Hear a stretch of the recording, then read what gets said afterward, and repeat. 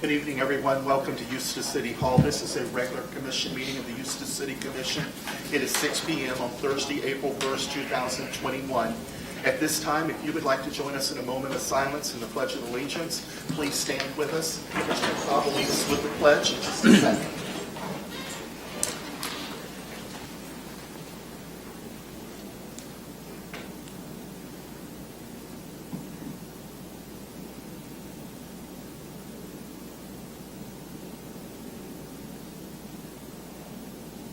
Amen. Commissioner Cobb. Please join us for the pledge. I pledge allegiance to the flag of the United States of America and to the republic for which it stands, one nation, under God, indivisible, with liberty and justice for all. Thank you, everyone. I'm going to officially call this meeting to order. Mary, is there a quorum present and proper notice being given? Yes, Mayor. Thank you so much. Mr. Nybert, any agenda updates? No updates, sir. However, there are at least one card that wants to speak on one of the consent agenda items, item 4.2. All right. Got that. Oh, I'm sorry. I didn't have it up there. Commissioners, before us, we have the approval of minutes from our March 18, 2021 regular city commission meeting. What's the will of our commission? Mr. Mayor, I move for approval of the meeting minutes of March 18th, 2021. Thank you, ma'am. I'll second. Thank you. Any further discussion? Not hearing any. Roll call, please. Commissioner Cobb, Aye. Commissioner Hawkins. Aye. Vice Mayor Lee. Aye. Commissioner Smith. Aye. Mayor Holland. Aye. Next, we have audience to be heard. We'll allow you to come up and speak for 3 minutes if this is on things that are not on our agenda this evening. Mr. Nybert, you have any cards? I have Cindy Newton. Ms. Newton.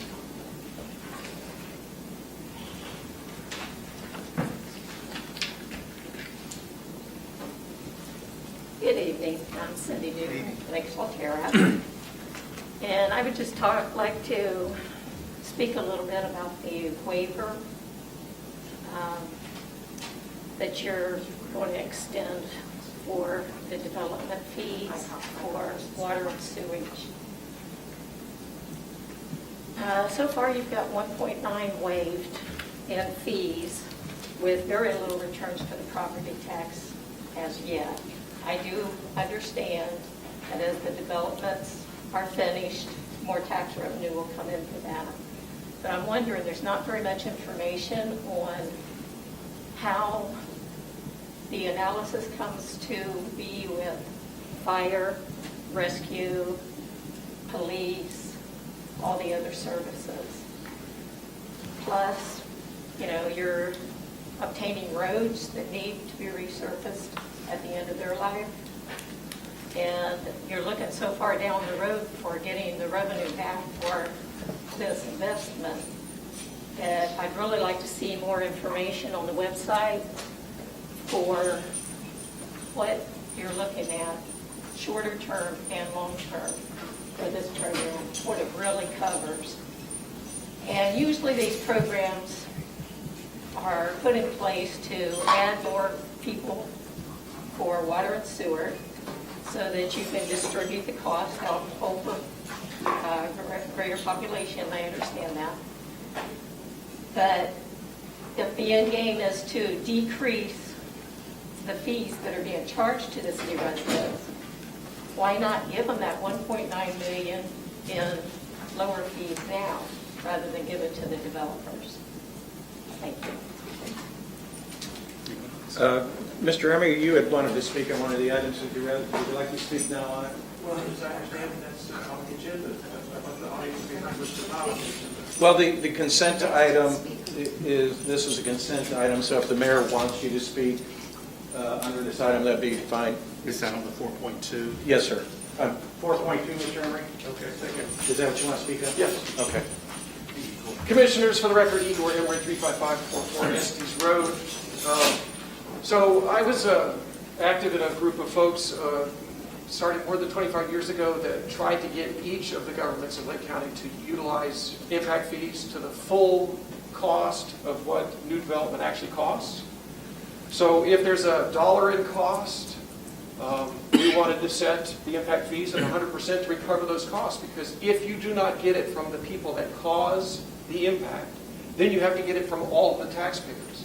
And it's not fair for those of us who are not making impacts to pay to subsidize the growth. Now, Lake County years ago was kind of aggressive. They set their impact fees at 65% of the cost. So 65% means that if there's a dollar in cost, they collected 65% of the impact fee from the new growth. Well, that's still left a 35-cent deficit that the taxpayers were making up. You currently are collecting nothing. So 100% of the cost of growth is being subsidized by all of the taxpayers. That's unfair. It's unfair to those of us that have houses that were built in the 80s. We caused no impact. My kids are all out of the house. We actually have decreasing impact. So it's not fair for us to subsidize growth. I'm asking for you to impose the impact fees at 100%. Recover those costs from the source of the impact. Sumter County recently upped their impact fees 75% up. And one of the commissioners said at the meeting, because it's unfair for people in one part of the county to subsidize the infrastructure needs in another part of the county. So please, institute impact fees at 100% of cost. You have the studies. Your city manager has the studies that allow you to implement this legally. And if he hasn't shown you those, you need to ask for them to show how you can effectively cause growth to become closer to paying for itself. Thank you. David Surter? Yes. You're up. 3 minutes, David. Respectfully, David Surter. It's an honor to be here April 1st, 2021, at 6 p.m. Eustis Commissioner meeting. I want you to know, I want to report the great mayor, Michael Holland, who's all over the state. What a great mayor. You know, I don't drink. I have an anonymous association. I have my own business. And, you know, I've run for office in Illinois. I've run for office here. And, you know, we have a Bill of Rights. Second Amendment, I was up in Tallahassee recently. In fact, I've been there since January 11th. Going to every meeting except for last week. Last week I did it for Hernando Citrus, and I was at the impact fees in Sumter County. We had impact fees in the same problem in Citrus County. And sure, Mike Pendergast came out just to see me a couple Fridays ago because I have a friend of mine that she's very sick. You know, a lot of people get sick. The pandemic's out there. This too shall pass. My mother's 92. She was a keeper at Abbott Laboratories. She's a Mitchell. I'm David Mitchell, sir. If I didn't clean the rugs right or the toilet, she had a list. And a lot of society's out of hand right now. You know, I seem to be making a difference. I go to school board meetings. I go to Lake County, Sumter County, Brevard County, Volusia County, Indian River, Orange County. Got the Orange County Mayor's pin. I got the Buddy Dara's pin. I've been to Hernando, Citrus, Putnam, Upawaka. But I've been to Tallahassee, where, well, representatives are giving me T-shirts. I was just in the Environmental Agriculture and Flooding Subcommittee, where urban farming, I got to speak on it. There's also a nuisance law where the chairman runs the whole meeting. Where two different items, but I want you to know, Justice Appropriations, I had to run, basically, at a fast pace, because there's elevators involved. The mayor knows what it's involved to get to the Webster Hall from the Hop 17, which is in the basement. So sure, I did that all Tuesday. But Monday, I was in Civil Justice, Property Rights Subcommittee, and Public Integrity and Elections. One of those was Second Amendment laws. President Biden is, I believe, crazy. Wants to take the guns away. I've been to a lot of churches. They have to put security at the doors. I do the Martin Luther King thing. You know, I worry about our kids' future. You know, all our kids' future. Time, sir. You know, Michael Paul was the Illinois race. Thank you so much for your time. Thanks, David. Ron, you have any more cards? No, sir, I don't. Anyone else that'd like to address the commission on something that's not on our agenda this evening? Not seeing anything, we will now come down to the consent agenda. Before I ask if there's anything you want pulled, you've heard concerns over 4.1 and 4.2 tonight. Do you want those pulled for further discussion, either tonight or at the next commission meeting? All right. Not hearing anything. Is there any other of the consent agenda items you want pulled for further discussion? All right, before us we have the 6 consent agenda items on the consent agenda. Looking for a motion for approval. Excuse me. Yeah, I just 4.3. 4.3, you want to talk about it? Yes. All right. I'd like to know how the bids are, how do we get the bids? Mike?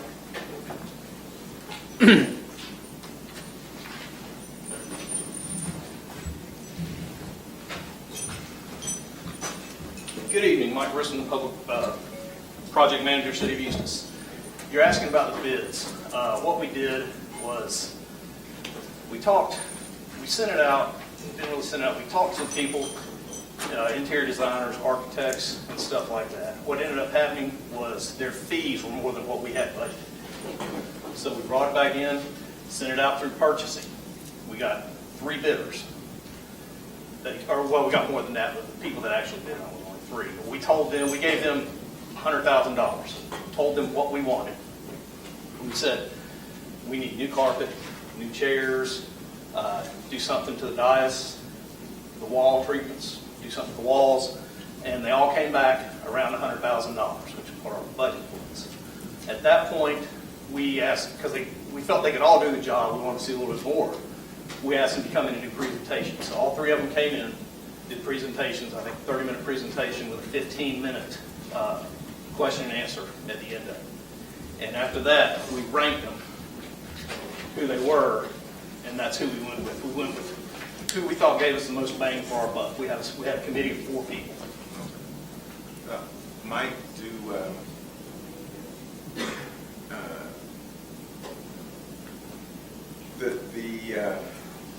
the company that we're going to award this to, how many have they done? How many projects have they done with the city in the last year? Oh, with the city, Daniel, Daniel works for Jacob P. Smith. He can tell you right off the bat. Hi, my name is Daniel DiVinanzo. I'm the president and certified general contractor with Jacob P. Smith Building Company. That was my grandfather.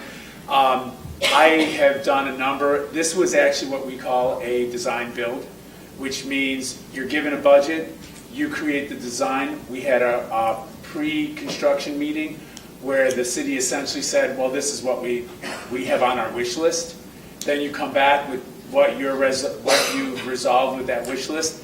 With regard to my design builds, I've actually done a number of them for the city of Umatilla as well as the city of Eustis. I did the elevator here. I put the elevator in the building. I've done a number for colleges. Beacon College, I think I've done 4 design builds.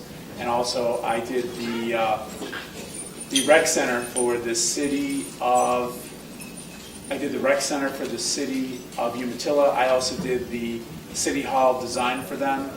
And then I performed that. I didn't get the award, but then I ended up backing up. And then I also designed the police department for the city of Umatilla. So, Mike, when we send out the bids, do we send them out through BTRs? Tracy sends them out. She puts them on a website, and anybody can access the website. Okay. I'm telling you what I'd like to see moving forward. I'd like to see minority-owned businesses involved in some of these city contracts. Whether they be, women, right, African American, Hispanic. But I'd like to see, for lack of a better term, the love spread around. Yeah. Okay. Yes, sir. It's all done. I just have a question, and maybe I didn't read into it enough. When I was reading down the list, I looked at everything that it was going to include, and maybe it was part of the electronics package, but I didn't see anything as far as the internet, the new speaker system, a sound system. That's a different department that's going to be doing that, but Daniel's going to work in conjunction with their electricians for whatever we need to do to get this stuff up there. Okay, so that's not part of that? No. No, bid right now? the bid that was, Already approved. Right, the bid that was approved a meeting or so ago. Yes, yeah, But they're going to understood. coordinate the construction on this. Perfect. And just to clarify, this is paid with CARES Act money? Yes, ma'am. Thank you. Any other questions of Mike? The electronics part was fitted out also. Separately under Mary's proposal, yes. Sir? Thank you. Thanks, Mike. Thank you. All right. Commissioners, before us, we have the consent agenda with 6 items. What's the will of our commission? Mr. Mayor, I move for approval of the consent agenda. Thank you, ma'am. Thank you. May I have a first and a second? Any further discussion? Not hearing any. Roll call, please. Commissioner Cobb? Aye. Commissioner Hawkins? Aye. Vice Mayor Lee? Aye. Commissioner Smith? Aye. Mayor Allen? Aye. Mr. Attorney? Yes, sir. First item is resolution number 2117, a resolution of the City Commission of the City of Eustis, Florida, approving a concept plan for Chelsea Square Station, a 124-lot single-family residential subdivision with .71-acre commercial outparcel on approximately 28.12 acres at the northeast corner of East Orange Avenue and SR 44. Ms. Lori Barnes. Mayor, Commissioners, Lori Barnes presenting a concept plan for Kelsey Square Station.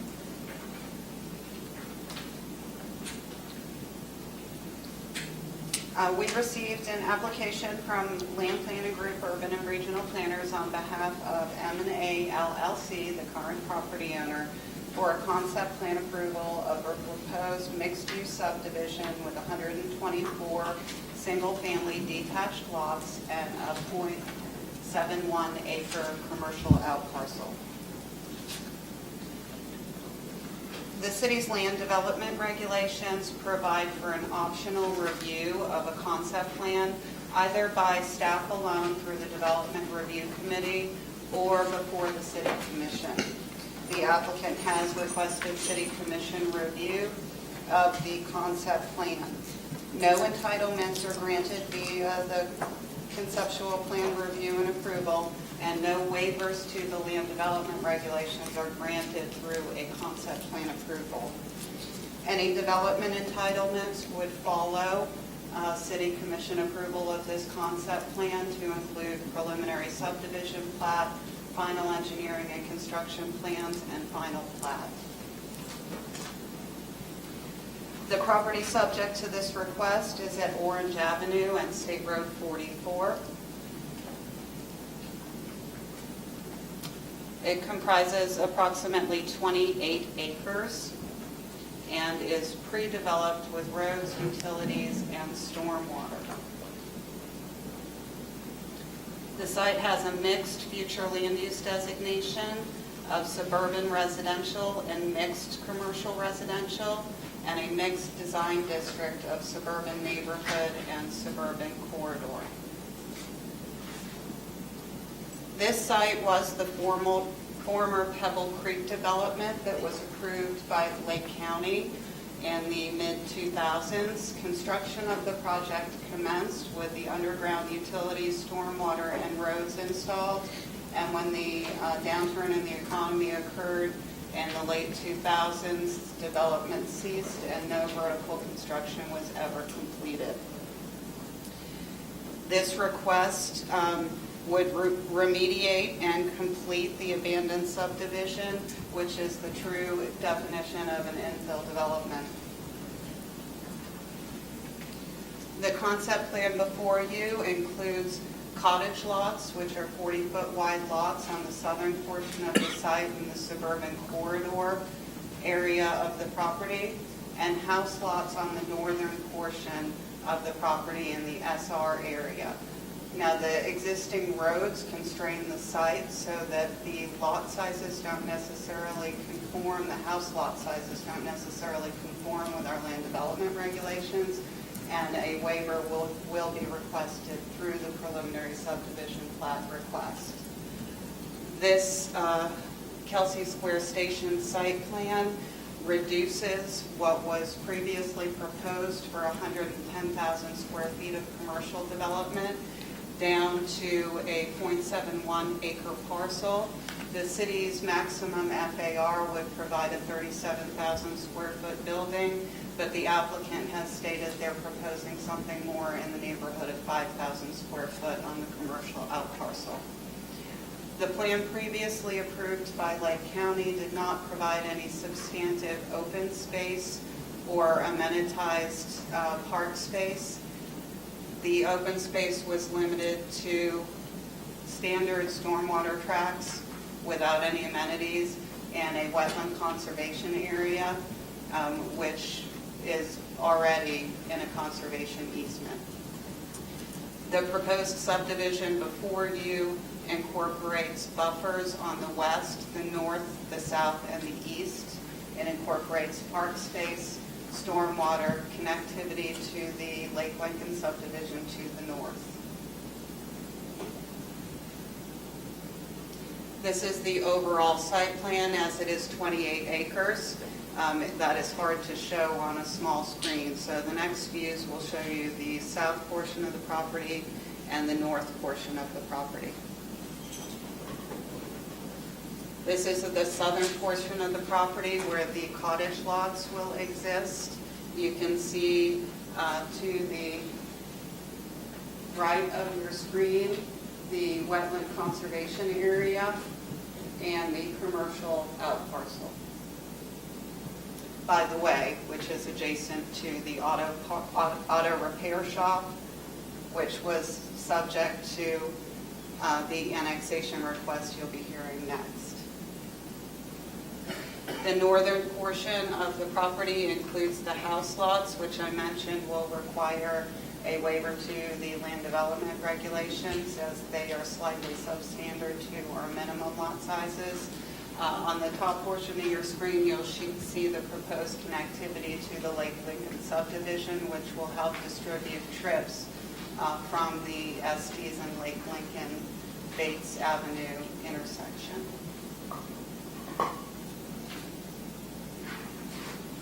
The cottage lot typology is permitted by a PUD in the suburban corridor design district designation. As you can see, the lot sizes can range from 24 to 40 foot wide and 100 to 124 foot deep. The cottage lots proposed in this subdivision would be 40 foot wide by 105 foot deep.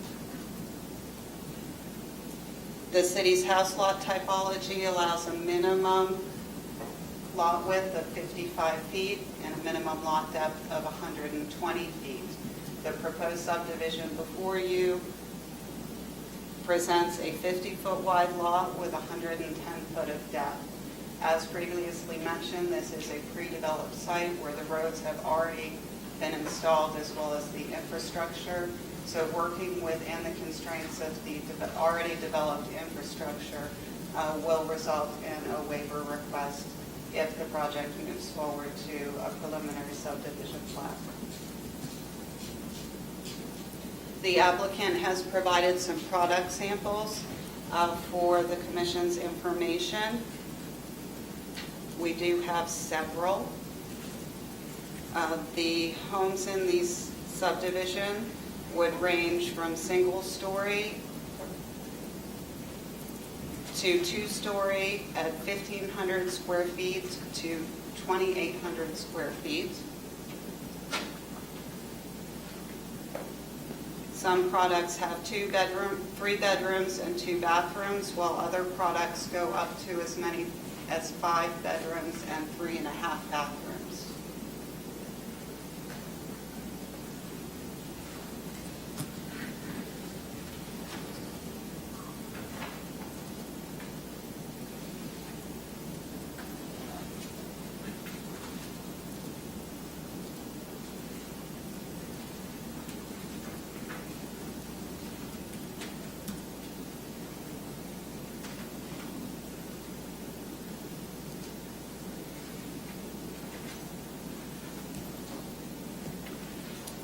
The applicant has shared proposed price points of $252,000 to $307,000 for these new homes.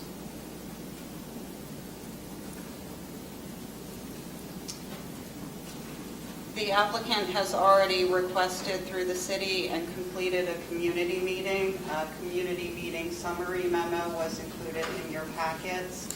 At that meeting, 4 members of the public attended. The concerns that were raised were regarding, for the property owner who attended, who lives on the east side, was the location of the dog park, and he requested a natural buffer be maintained in place. The applicant has modified the conceptual plan to include a 25-foot natural buffer between the dog park proposed, which I will show you.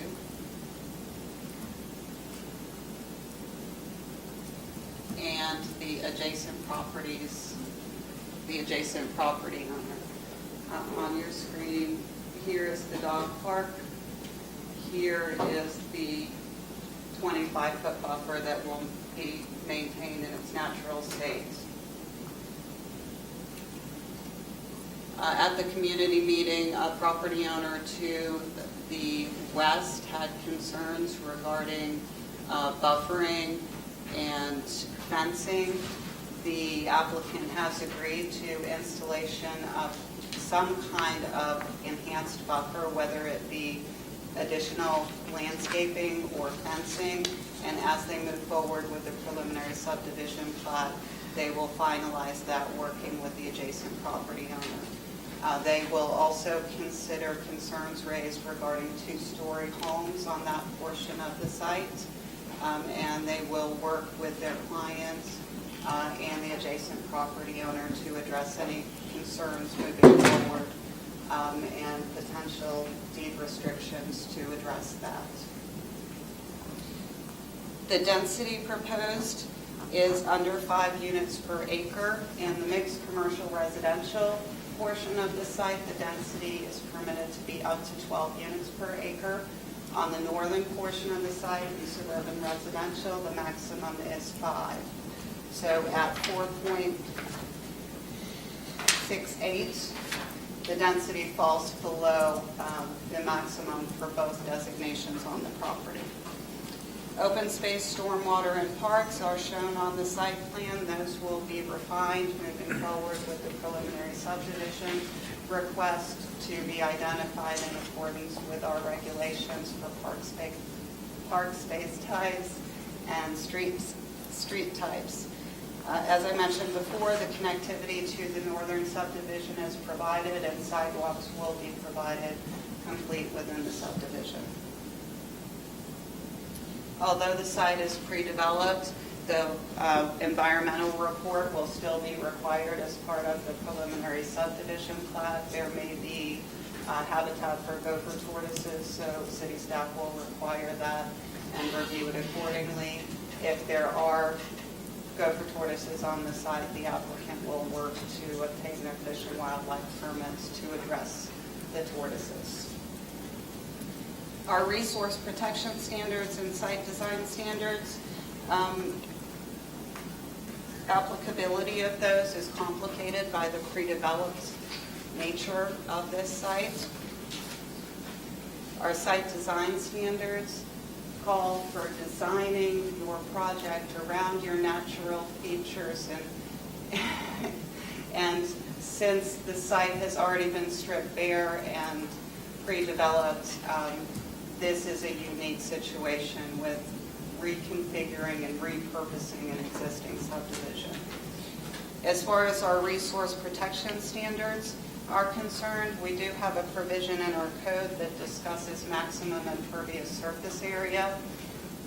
In the case of this site, as you'll see on the next maps that I show, while portions of the site are in a high recharge area, they are not near any existing municipal or community wells, and furthermore, the site is an infill development. So therefore, those resource protection standards would not apply to this development.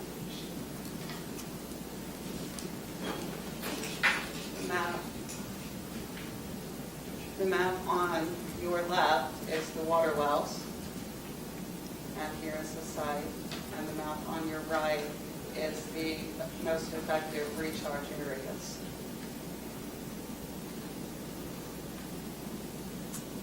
City staff noticed this concept plan request according to our land development regulations.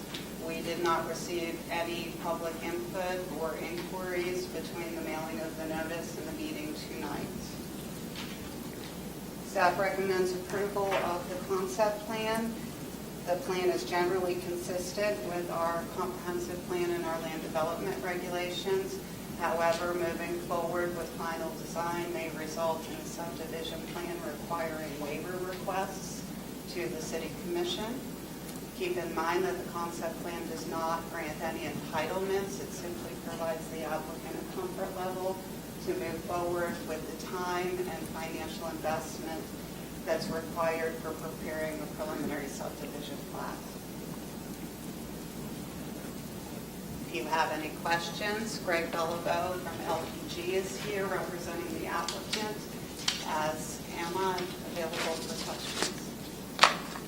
Any questions from the commission? I just have one. So which one is The infrastructure, this one? was that ever accepted by Lake County? The infrastructure will be reviewed and remediated moving forward with the preliminary subdivision plat process. The city of Eustis never accepted the utilities. The applicant is very well aware that there are issues and is prepared to put together a remediation plan, and potentially, depending on their engineering studies, portions may need to be replaced. Thank you. Any other questions? Are any members of the public that can speak on Resolution 2117? I have Amber Hardy.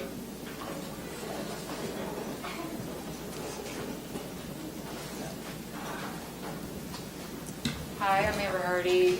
I've been here before. I'm sure you recognize me.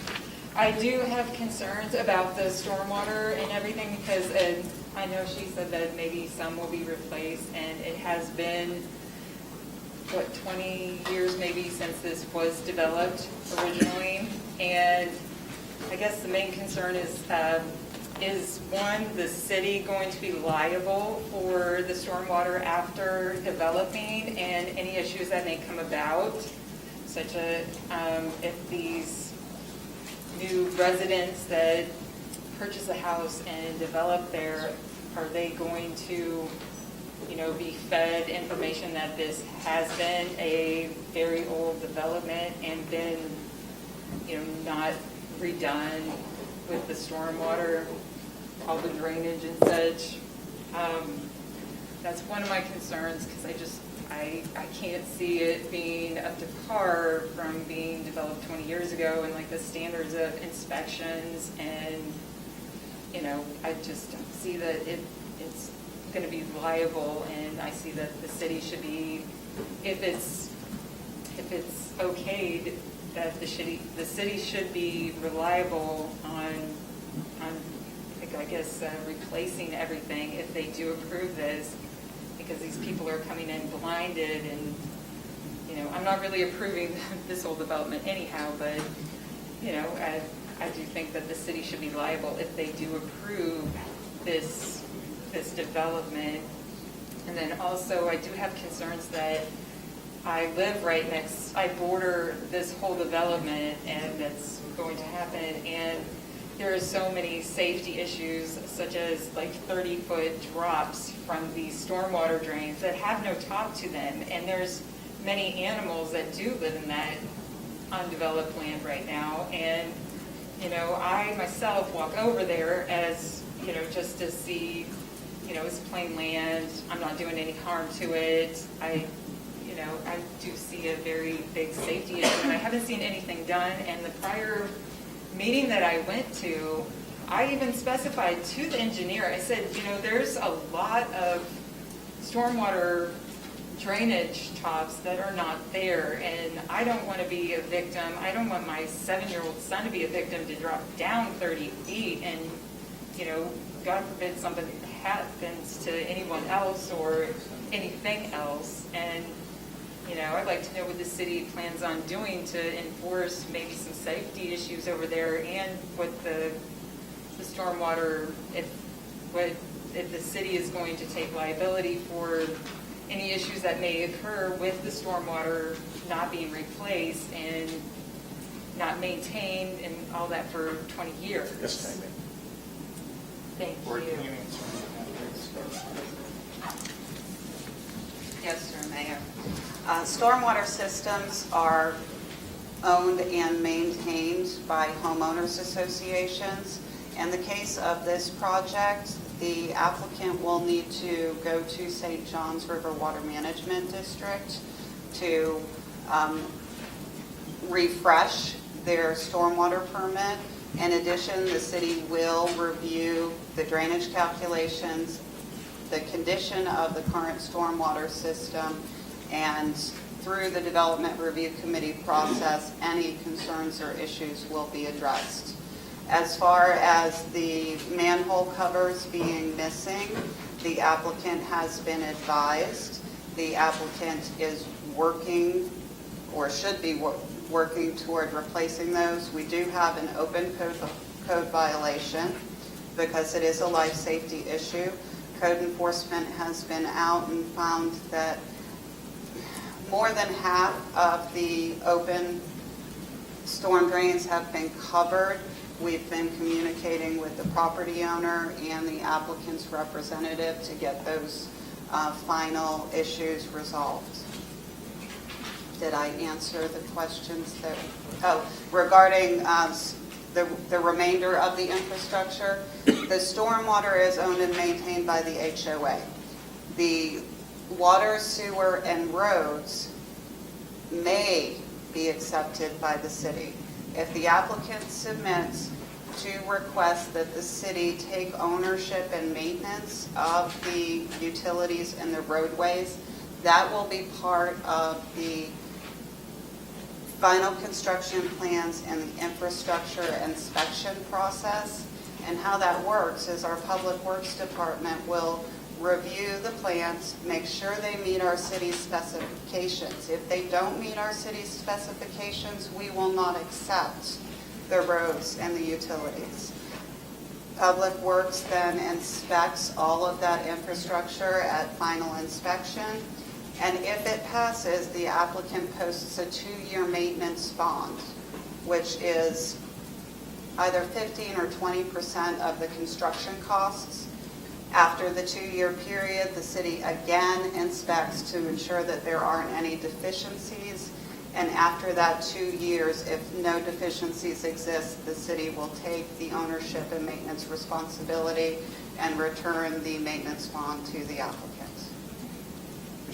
I just had one thing. Mr. Bellavo, maybe you could suggest the landowner put no trespassing signs up so people don't walk on the property.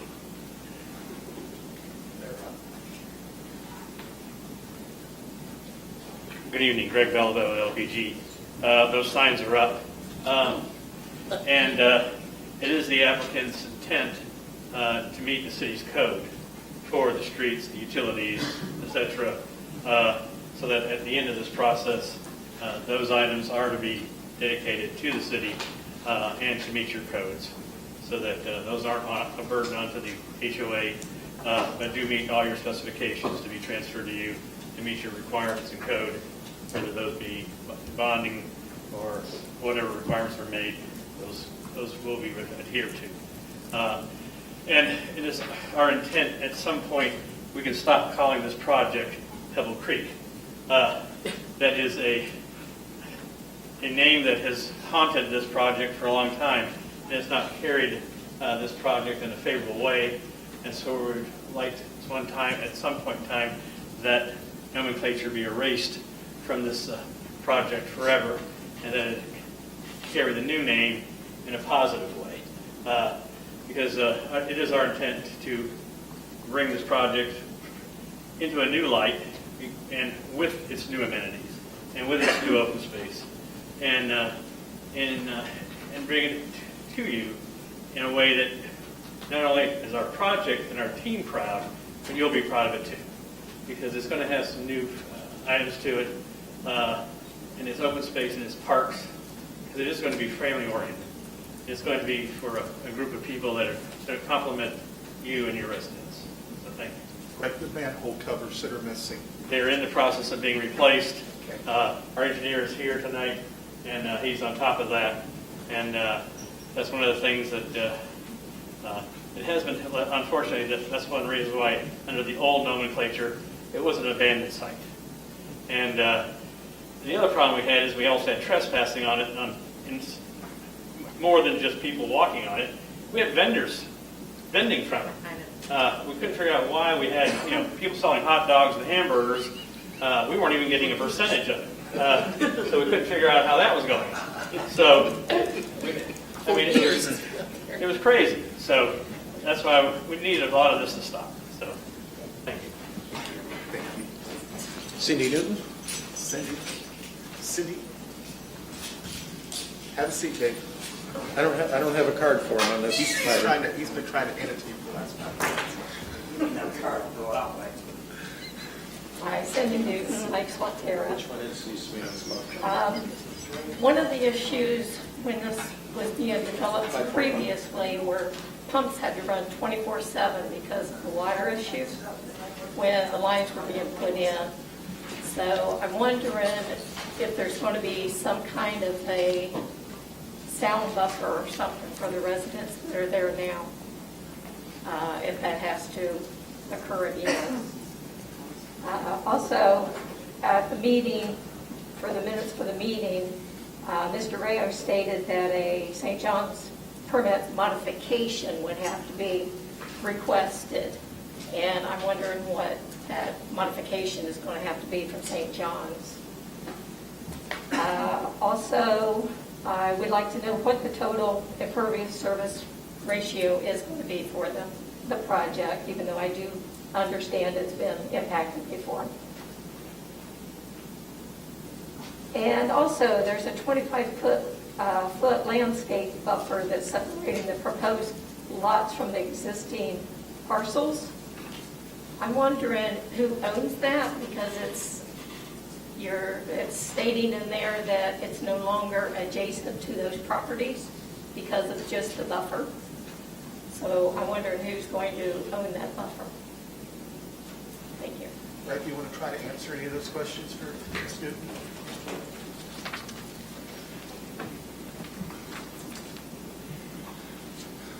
First of all, the current project had a St. John's permit.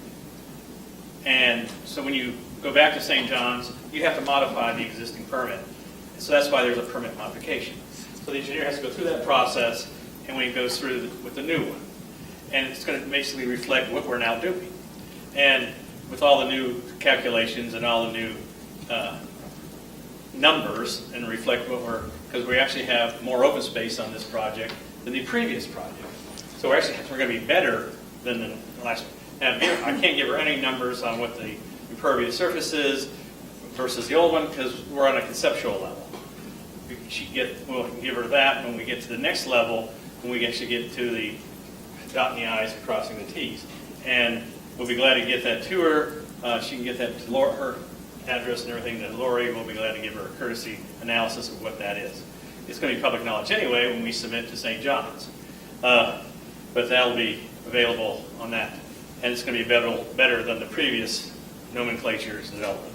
And we're very, very proud of that. And that's why you'll see we have connectivity and trails going through the belly of the project to provide access that way. The 25-foot buffer and the other buffers that are around the project, there's two ways we can handle that. We can go to the HOA and have the HOA responsible for the buffer and have them as a separate entity. Or we can have the buffer as an extension of the lot and then have the HOA maintain the buffer. It depends on which way we want to go. That hasn't been decided yet. When we get to that level, and we can then decide which one is the easier one. From a maintenance standpoint and an ownership standpoint, that's really up to the property and the developers themselves. I've had developers go either way. Some leave it up to the ownership of the lot, but the maintenance of the landscape buffer falls in the HOA because you have to ensure that it's maintained through its perpetuity.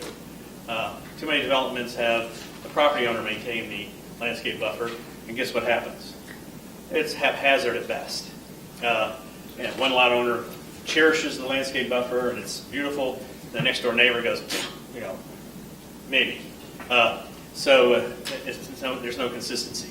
So the HOA will maintain the buffer, and therefore it's insured, it's maintained. But from an OSHA standpoint, we're not sure it's going to go one way or the other. Thank you, sir. Tammy Pena?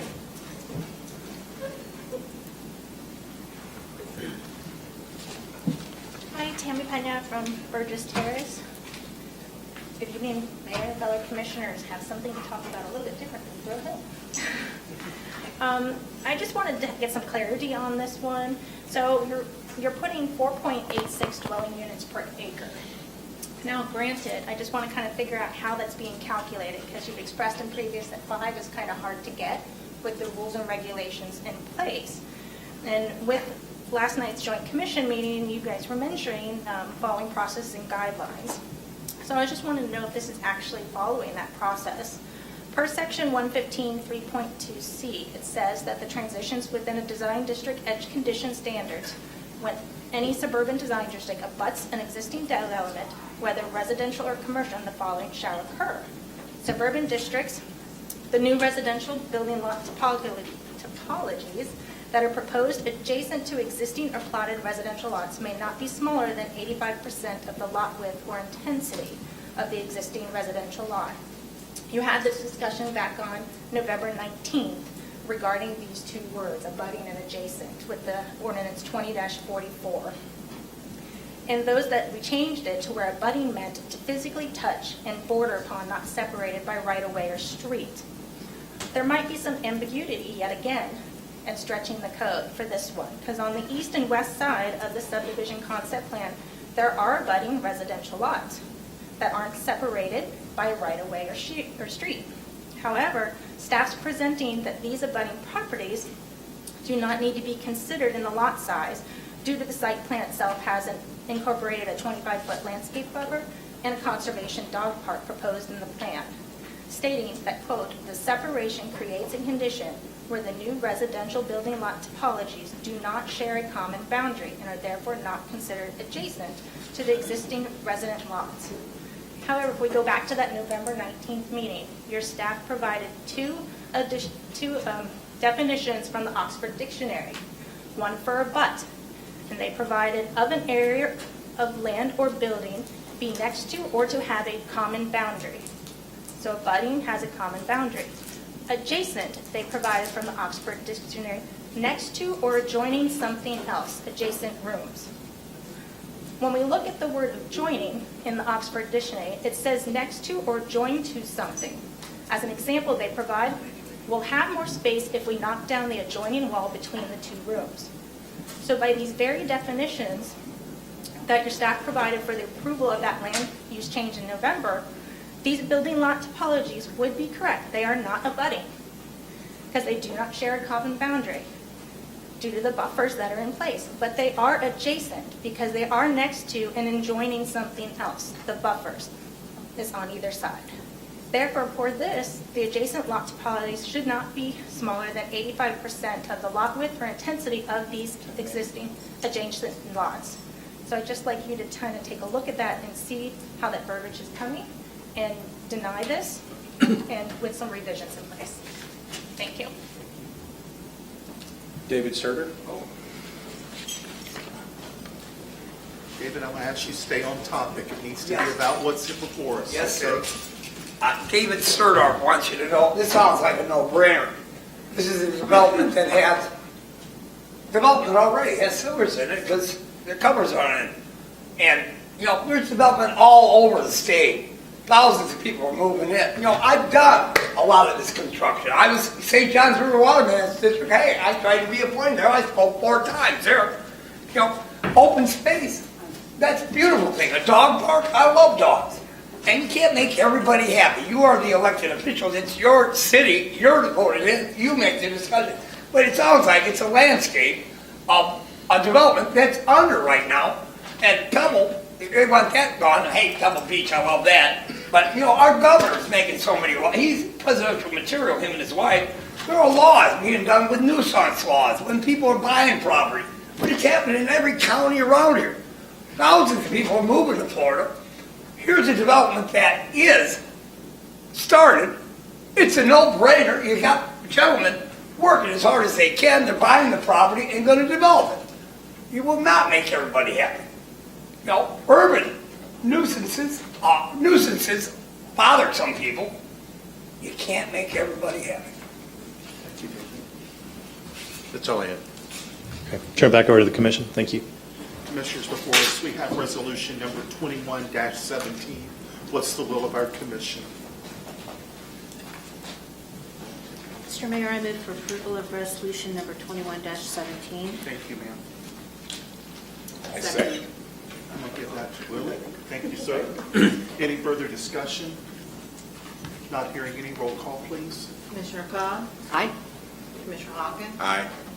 Vice Mayor Lee? Aye. Commissioner Luke-Smith? Aye. Mayor Howard? Aye. Resolution 2119, a resolution of the City Commission of the City of Eustis, Florida, authorizing the city manager to execute a commercial lease agreement with Lake Eustis Properties, LLC, for property bounded by Bates Avenue, Grove Street, Hazard Avenue, and Eustis Street. Mr. Carino. Good evening. I have a very brief presentation for you this evening on Resolution 21-19. So this is commonly referred to as the helipad lot. That's the location. Might be a little difficult to see. It is directly west of Advancing the Kingdom and Cricket, and it's just north of Badcock Furniture and George Asbody's office. And so that's the location. So we've been approached by the Lake Community Foundation site, and I think they're interested in, so they approached us, and I think they're interested in having us lease it. So here are the key components of the lease. It's a 3-year lease through March 31st, 2024. Either party can terminate the lease with 90 days written notice. The annual rent is $1 a year for the lease. The owner agrees, this is a little different. The owner has agreed to repair and maintain the property in its current state, but we have the right to do some improvements if we want. And if we do those improvements, then we would handle the maintenance and the repair. So initially, there's really no maintenance responsibility unless we do improvements to the property. So we would be responsible for any utilities, and then we would maintain liability insurance. And so that's basically the project. I'd be happy to try to answer any questions you might have. Any questions? Yes. What's going in? Nothing. I think they're asking us if we contact them to use, for example, George Fest. We contacted them and said, can we use this for parking and as an emergency helipad landing site? And they gave us permission. But if we were to lease it, we then wouldn't have to go and ask them permission to use it. So the answer to your question is there's nothing planned for it. I think they don't want to handle the liability insurance on it anymore. And so they've approached us and said, will you lease it? Will you handle the liability insurance? And again, it's a very similar arrangement to what we had on the 2 grassy blocks and the surface lot.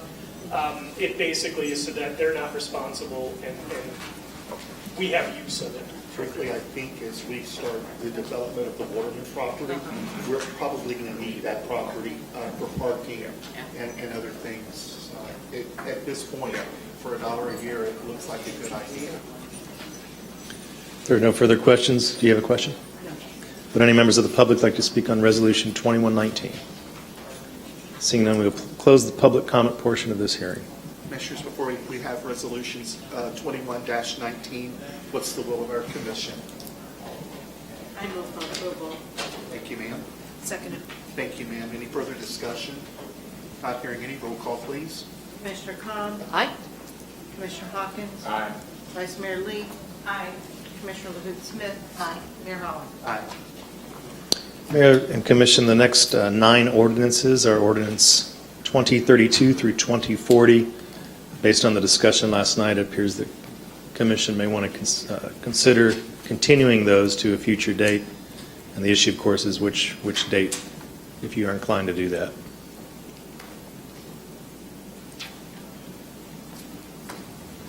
Have we heard from the county at all today on setting up any meetings? I have not. I spoke to the county attorney earlier, and she said they were coordinating some dates internally.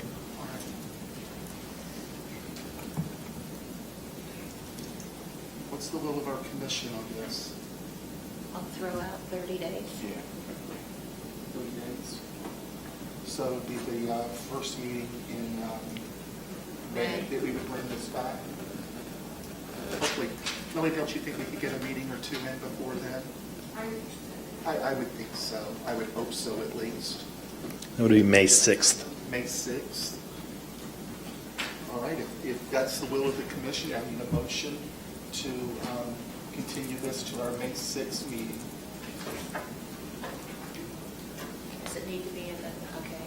Mr. Mayor, I move to what I want to say, continue this until our May 6th meeting, and that includes ordinances number 20-32 through 20-40.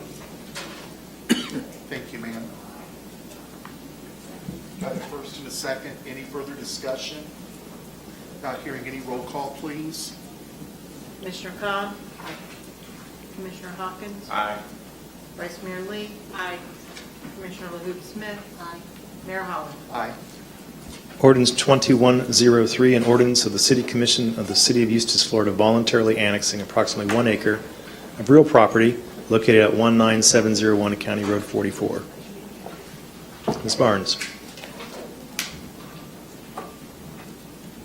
Mayor, Commissioners, Lori Barnes, Development Services Director, presenting 3 ordinances for annexation, future land use map assignment, and design district assignment for property at 19701 County Road 44.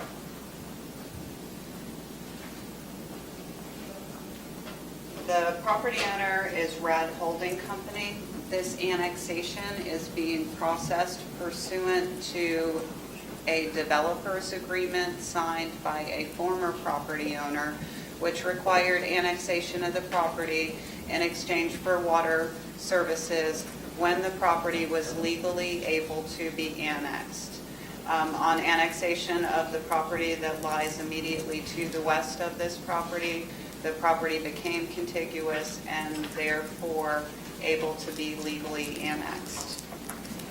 The proposed future land use designation is general commercial.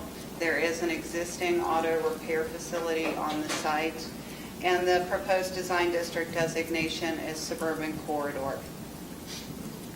The site is located on 44. It is immediately to the east of the proposed Kelsey Square development. Staff reviewed the annexation in accordance with the city's joint planning area agreement with Lake County. The site is in the joint planning area and there are adequate urban services.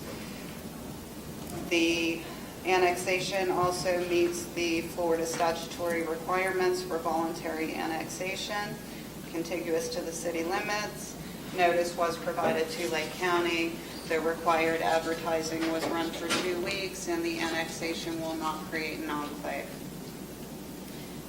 Staff evaluated the future land use request according to Chapter 163 of the Florida statutes, the city's future land use element appendix, and Chapter 102 of the land development regulations.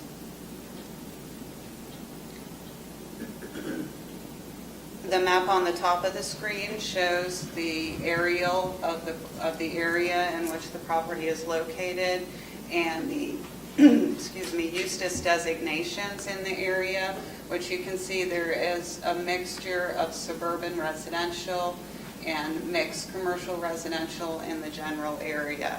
On the bottom portion of the screen, you will see the county's designations. In this area, county land use designations are urban low and rural transitional.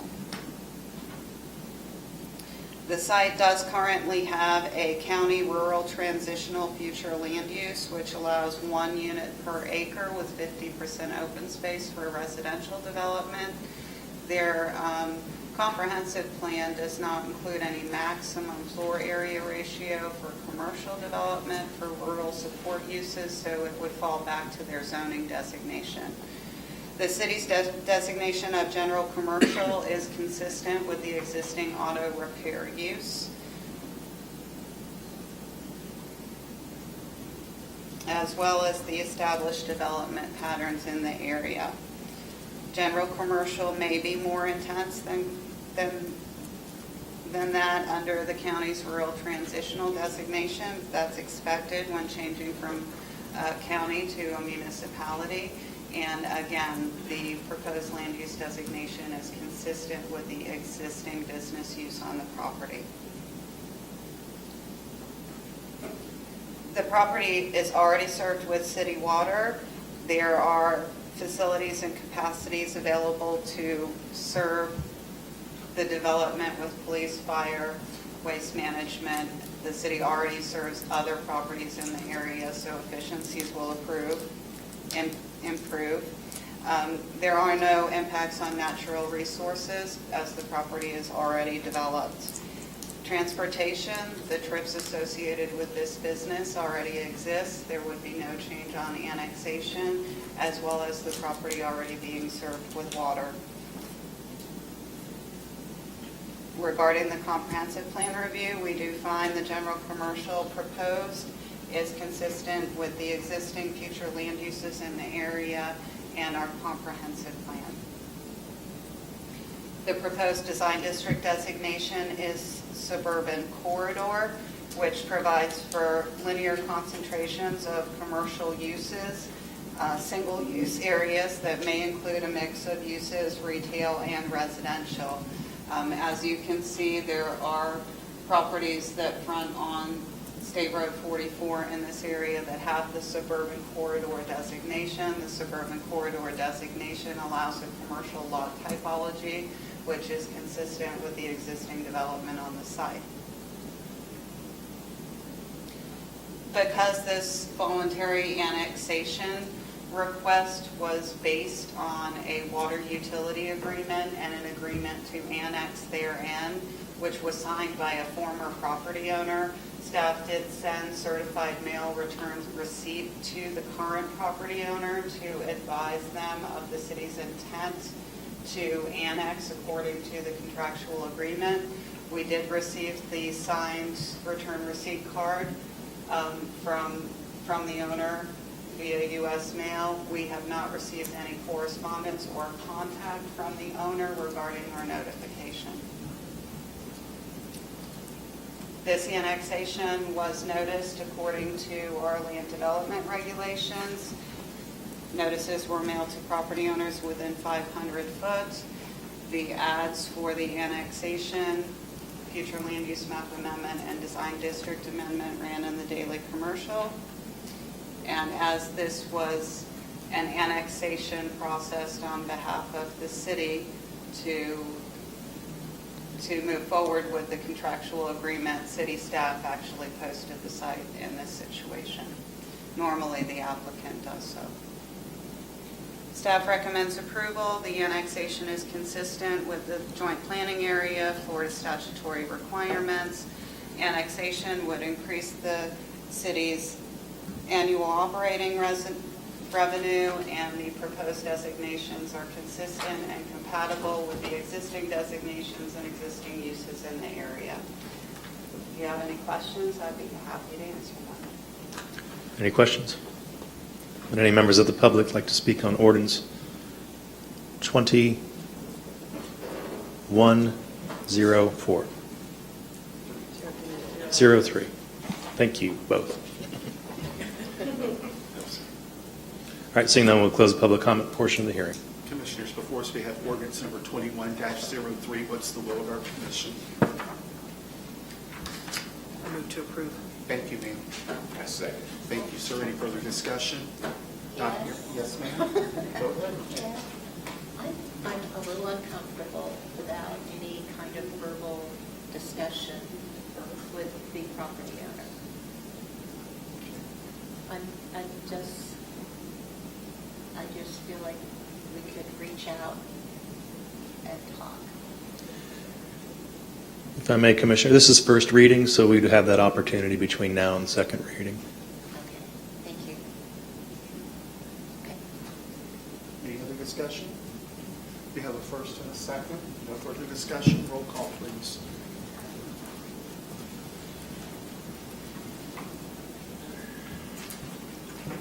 Commissioner Cobb? Aye. Commissioner Hawkins? Aye. Vice Mayor Lee? Aye. Commissioner Hoopsmith? Aye. Mayor Holland? Ordinance 2104, an ordinance of the City Commission of the City of Eustis, Lake County, Florida, amending the City of Eustis Comprehensive Plan, changing the future land use designation of approximately 1 acre of recently annexed real property at 1970 County Road 44 from rural transition in Lake County to general commercial GC in the City of Eustis. Would any members of the public like to speak on Ordinance 2104? Seeing none, we will close the public comment portion of the hearing. Commissioners, before us, we have ordinance number 21-04. What's the will of our commission? I move for approval. Thank you, ma'am.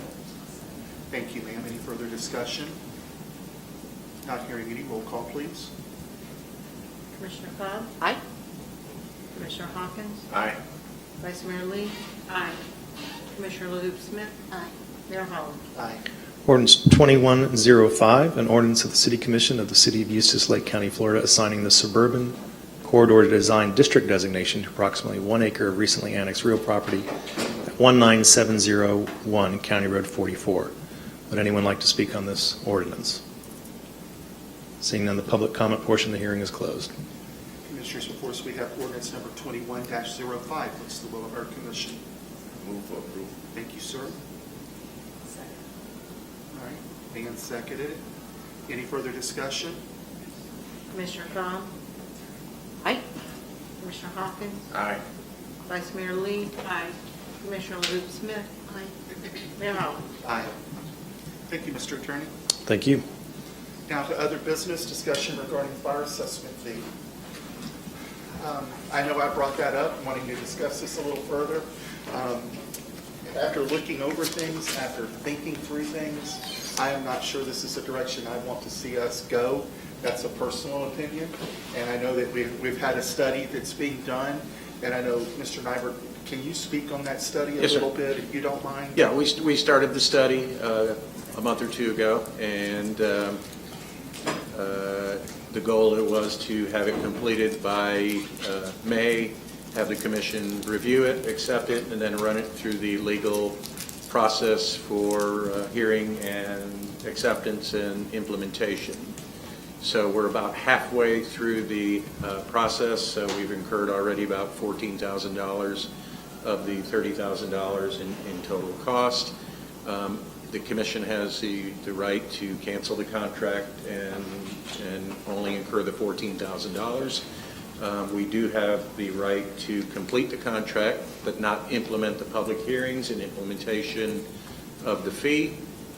If the report is completed and presented to the commission, but we don't do the consideration, the report and the results are valid for a 3-year period after completion of the report. So if the commission at a future date would like to reconsider that, we wouldn't have to start the report and process over. So if we end it completely now, then the $14,000 will have been spent with no resulting report. So the additional $16,000 will get us a full report that, again, has validity for 3 years. All right. And what do you feel about this? I'm not in favor of imposing a tax on the taxpayers, I can tell you that right now. So, as far as the report being good for 3 years, I don't see that as a bad thing. If we decide 3 years later, I don't have a problem with that. But I definitely don't want to impose another tax on the taxpayers. Okay. Willie? I believe that we should continue. Okay. But I also believe that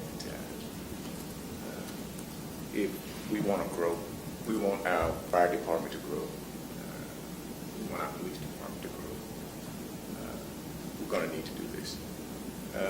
We have some things that we're going to have to consider in a couple of months. And I think that if we don't do this, we're going to be in a position that we found ourselves in the last 8-9 months. So I'd like to see it move forward, and I'd like to, I'm a citizen of Eustis. I would get taxed as well, but, I'll look at the big picture. Thank you. Karen? I think we need to finish the report. like the idea that it's good for 3 years, and we don't know where we're going to be a year from now. So I say we need to go forward. Vice Mayor? I definitely agree that we should complete the report, and it's good for 3 years. I don't think we should just go like 14,000 just go. And I think maybe after we get the report, then we can look at things more closely and decide what we want to do. So I wouldn't say just give it up now. Let's look at what the results will be and go from there. And I'm fine with the report going forward, because if it's good for 3 years, it gives us future, kind of a look into the future. It's going to be a hard sell for me to tax the people of Eustis even more, but let's see what the report says, go forward with that, bring it back to us as soon as it's ready. Yeah, and if the commission changes its mind between now and when the formal report is prepared and the legal process can begin, we could then direct the consultant to complete the work on the implementation side. So at this point, no final decision is determined. We will have that ability at a future date. And my hope is during our process this year for budget, I know we budget lightly or very conservatively, but my hope is during that budget process that we all learn a lot more about our budget and that we might be able to find some savings there and move us forward. That's the only reason I put caution into this. I don't want to put a burden on our taxpayers any more than we have to. And Willie, I do understand our public safety. It's one of the most important things we do as a commission is public safety. And that is an area that we have to fund properly. So I get it on both ends, but I do know the hurt that's in our community right now. When you look at Eustis, we're one of the poorer communities in Lake County, and we've got to fix some of that. So that's where I am. Thank you. Thank you. Coming down now to future agenda items. Nan, anything for a future agenda item? No, sir. Willie? Well, I wish I could say no, but I can't. You got the list this week. Yes, I have the list this week. What I'd like to, a couple of things, and I don't know if these would actually fall under comments or future agenda, but I received a call this week from one of the administrators at the high school. And they're looking for some type of speed bumps or something like that. And they said they've reached out to the city, and they haven't heard anything. You know, Mr. Nygren and I, we talked about it, but this is a call that I received after he and I had a conversation. So they're reaching out to someone down here, and they're not getting a call back. So, Okay. I know we've completed the surveying and the studying, so I'll get with the staff and find out where we're at. And if you can give me the name of the individual you called, I'll speak to them tomorrow. Okay. And she actually said that she saw someone get hit at the intersection. So that brings a new urgency to what I'd like to see. And I think we all received an email from Mr. Ashcraft regarding the Noise Ordinance. I don't know if that's something that we can look into. That was on my list as well. Yes. And I actually called Mr. Ashcraft and asked him to please be patient. Let us get our new police chief in his seat. And I wouldn't mind having an open dialogue about noise ordinances. After we got blown up on the fairground situation, with the event that was held out there, we took the brunt of that as a commission. And just standing out on the steps of City Hall, there's times you can't hear because of noise going by. And the ladies over at the senior citizen. I can send you each tomorrow a copy of the noise ordinance so you can begin reviewing it, so you can understand what Because I've had people call me about the noise on Center Street. Yeah. I think that if you would send that out to us all, Ron, and then maybe once Craig gets here and in the seat, we could have a workshop on our noise ordinances and see if we can fine tune those a little bit. Of course, we'll need your expertise of what we're allowed to do and what we can't do. So, Sounds good. One of the other things is, I've gotten calls from some of the merchants downtown. Buskers was great, and I'm sure you want to talk about that. That was my first message. But it was great. One of the things that they brought up is that once we took down the George Best banners, there was nothing there. And again, I spoke with Mr. Nyberg, and I guess the banners were kind of, they weren't in the best of shape. But I think that we should come up with a process of when we take them down, we put something up. There's obviously we have event and seasonal banners, and we have general banners. Those are the ones that aren't presentable anymore. I know the staff's working on new designs for that, and those are in the process. Okay, yeah, because I don't think there should be a time when we don't have anything. Correct.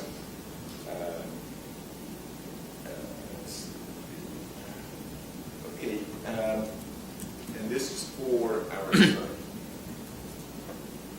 can you explain to us what the process is for, or how the process is going to work with negotiating with the county? Well, first of all, it's going to be complicated because of all the different interests involved with the private property owners and the lawsuit that they have. Right now, they're in the middle of an application process. You unanimously approved them in that process at first reading. And so what I envision will happen based on last night's direction is the mayor and I and Ms. Barnes will meet with Melanie Marsh, Sean Parks, and then someone from their planning group. And we'll probably get into more of the detail of what the subdivisions will look like. Mr. Parks referenced that he wanted to do that and get into the detail.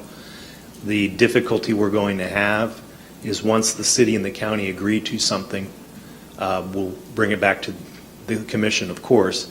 And if that's what you envision for these three properties, we can't really approve that because we have an application pending under our old rules.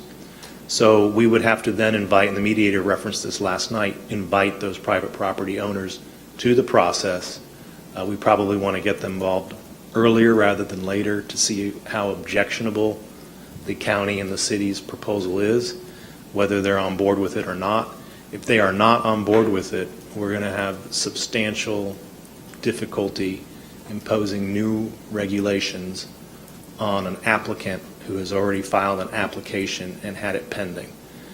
But I think that's the vision.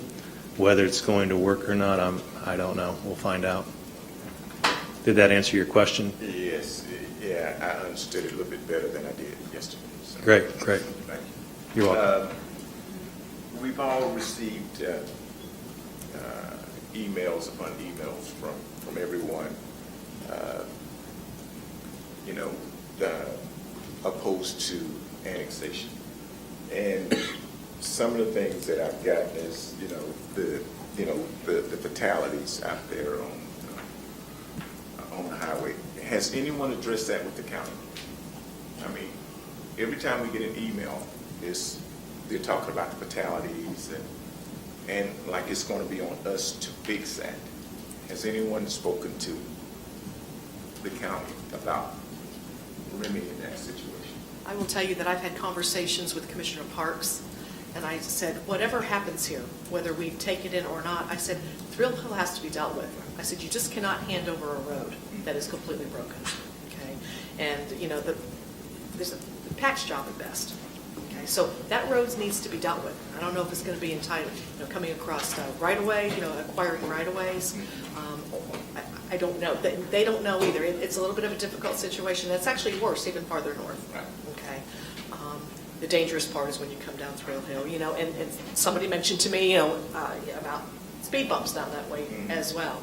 But regardless, that road has been that way for years, so that does need to be dealt with, okay?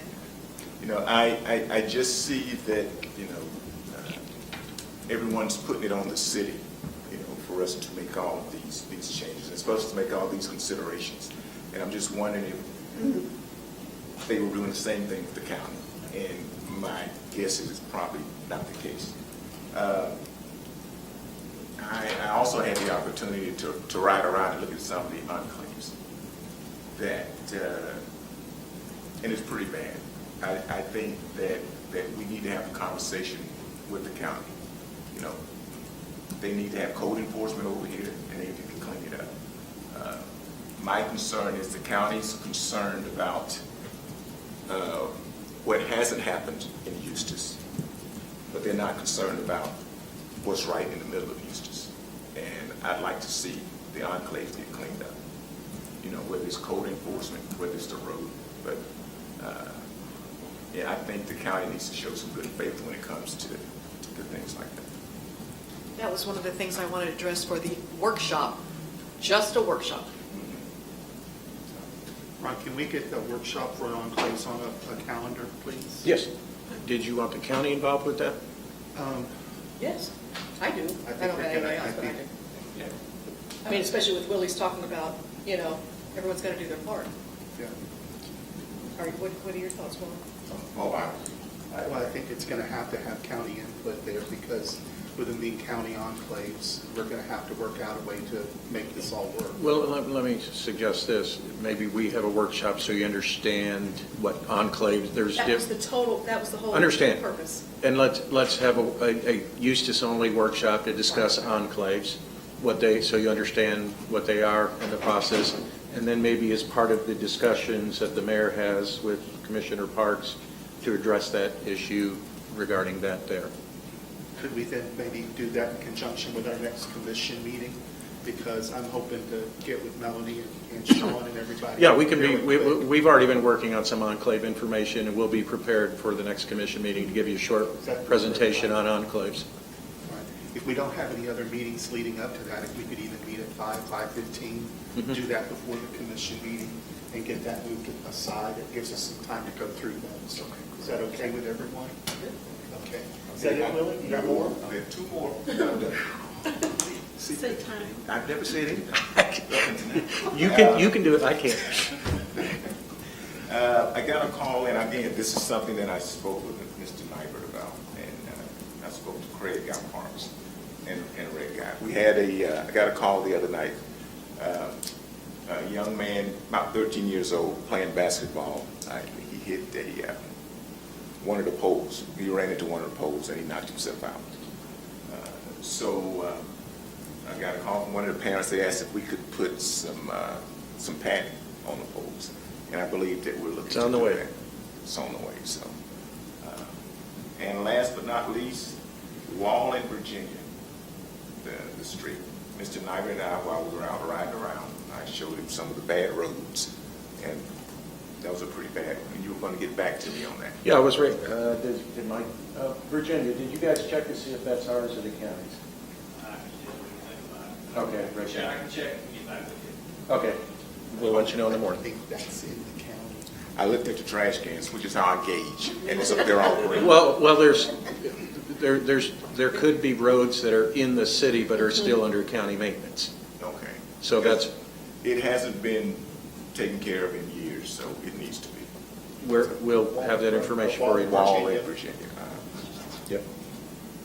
And I'm done. Appreciate it. I'll just take one thing. It's just one little thing. The covering over where the water department, that green tarp, Mhm. You mean here at the administration building? you know, you pay your water bill. Yeah. It's got, it looks like a science project that's growing up on top of that. Can we either get that pressure washed or a new tarp or something? We'll Because get it it looks pretty taken bad. care of. Thank you. Karen. They wore you out, didn't they? Vice Mayor. Yes, I want to bring to the attention, and I'd like to for a future agenda. I have a committee of volunteer people in the community, and they're interested in revitalizing the resource center. It'll be something different, but they're in partnership with Buddy Walker, so they're finalizing that partnership. And then I would like them on a future agenda to come and present their plans to the commission. And the second thing, I think Nan called attention to the water department, but I think the cemetery also needs a lot of attention, please. Yes, ma'am. I plan on coming in and talking to Ron a little bit about the cemetery tomorrow with some future ideas, because we're running into a situation in our cemetery where both of the gentlemen that have been out there for years are retiring, and they are retiring quickly. and we need to have a plan moving forward for that. That is an area out there that we lose, Ron, correct me if I'm wrong, we lose about $100,000 $125,000 a year. out there, but there are ways, I'll put on my funeral director's hat, and I think there are ways that the city can correct that. I don't want the city to make money off of it, but I think it should pay its way. And I think there are things that we can do as a city to make that happen. Yeah, so it at least breaks even. So I'll have some discussions with Ron tomorrow, and then if it's okay with you, I'll bring that back to you at our next commission meeting. Okay? I had someone reach out, and I got them sent to the two gentlemen that are there, and they called me back later and said it was the most wonderful experience, and they really, really appreciated that the city had. But I understand we need to do something. Dean and Wyatt have been outstanding. Not only do they serve our citizens well, but they work well with the local funeral homes, and they just do a tremendous job. And it's a great loss to us as a city to lose those gentlemen to retirement. But they have put their time in, and they've been good and faithful servants to us and to the residents of the city of Eustis. So, anybody else have anything else for that? All right, reports. Karen, anything to report? Well, just Buskers was great. Enjoyed it as always, and got a little bit of a tan. There you go. Nan. We've got the Lake County Fair coming up, April 8th through the 17th, so please stop by. It's going to be a lot of fun, a lot of changes this year, and we look forward to seeing you. I'm all talked out. You all talked out? Vice Mayor. I'm good. All right. I have one more thing. Yes, ma'am. Lease is doing a free microchip clinic at the Humane Society of Lake County Saturday morning from, I think it's from 10 to 12. You just need to bring your dog, your cat. We don't do pigs, but it's been asked. So, but bring your dog, your cat, proof of vaccination, and the microchipping is done there and absolutely for each residents of Lake County. Thank you, Karen. Mr. Manager. I have one question for the commission. It was discussed that the commission wanted to have a more detailed budget process this year. Given that the budget is kind of prepared incrementally in terms of how it's prepared, we do certain portions at a time, we can wait until we're further in the process and give you a 2 or 3 hour presentation, because given the level of detail that you're asking to see, that's what it'll take. Or would you prefer a small incremental bite approach? As we reach certain milestones in the process, we can give you a presentation on that point and moving forward. The first presentation would obviously be a budget overview in terms of how the city's finances are structured, and basically so you can understand the interactions between funds, what departments each of those funds provide resources for. And obviously the first part of the budget that gets prepared is our CIP, capital improvement budget. So if that's okay with you, I'd like to, at an upcoming meeting shortly, prepare both the budget overview and then the CIP presentation. And then as when we reach the next milestone, which is the preparation of pre-budgets from the departments on each of the individual departments, then present those to you and then have a more detailed. It'll certainly cut down the compression of all of the budget all at one time. I'm good with an overview in the CIP at the first, but then the last time that Karen and I sat through this process, we took a 3-day period. I think it was a 2 or 3 day period, and we sat down and department heads came in and actually presented their budget to the commission. We got to see exactly what everything was needed. I think that's needed. I think it's needed for this commission. With so many new people sitting here that have really never been through a budget process, because budgeting for your home or your business is totally different than budgeting for local government. So I think it's important for them to learn. Okay. No, that's fine. I mean, some of us are getting to a point where I don't know how much longer we'll be here. You know, some of us are getting a little tired. I just want to leave the city in good hands if we choose not to run or seek re-election. No, that's fine. So I want people to understand that process. That's right. I'm good with an overview and a CIP, but then set some time to dig deeper in with each department. That was as our it intent. I'm comes just up. trying to figure out how you wanted that structured. Is that okay with everyone? Okay. Okay, thank you. Anything else, sir? No, sir. Mr. Attorney? Just one item, an update on the Panuska lawsuits. As you recall, Panuska and his lawyer sent us a settlement proposal. We weren't really in a position to make any kind of commitment because we do not own the property. So my understanding is Mr. Langley and Cecilia Bonifay, who are the lawyers for those parties, are going to communicate and maybe work on a resolution. And should they reach one, we'll bring it to you for your consideration. You're welcome. All right, Buskers Festival, what an outstanding job. People enjoyed it, the weather was great. City staff did an outstanding job. Thank you, Ron, you did a great job emceeing the event. George Warren, of course, George and Doris came up and sponsored the event through Bay and Lake Pharmacy. The grand prize winner was supposed to get $3,000. Just before the event started, he upped it another $1,000, so the grand prize winner got $4,000, and they were outstanding. So thank you to everybody that worked hard on that event. We've got other great events coming up. Please go to our website, eustis.org, and take a look at those events. Be very proud at what our group's doing there. They're doing a great job out representing us. As we go through and start the budget process, I just want everybody to know that we need to look the best we can to not tax our residents any more than we have to, but we have to be realistic on how ways to move the city forward.